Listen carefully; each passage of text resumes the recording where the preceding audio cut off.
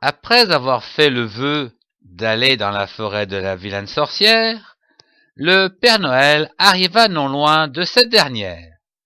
Là, il emprunta l'allée de la rive jusqu'à la maison. Puis, il prit le flocon de neige en papier magique, donné par la fée Clochette, et prononça l'incantation magique que le grand magicien lui avait donnée. Il n'en fallut pas plus pour créer une tempête infernale de flocons de neige à 8 branches, qui avait le pouvoir d'entrer dans les maisons et d'anéantir les mauvais esprits, comme celui de la vilaine sorcière. Et c'est dans un bruit assourdissant et un décor devenu blanc pur que la tempête fit rage. Pendant ce temps, le Père Noël prit de la distance afin de bien contrôler la situation, comme l'avait précisé le grand magicien.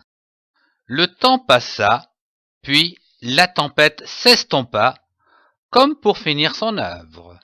Il n'en fallut ni plus ni moins pour anéantir la vilaine sorcière. Tout était redevenu calme. Le Père Noël se dirigea vers la maison de la sorcière, puis claqua du doigt pour ouvrir la porte d'entrée.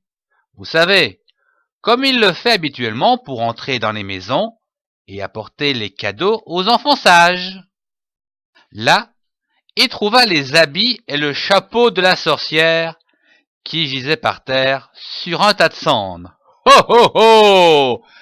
Il n'y a plus de sorcière !» Le Père Noël n'en resta pas là.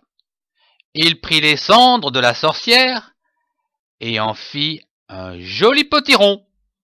Puis, il appela la clé magique qui lui répondit bien vite.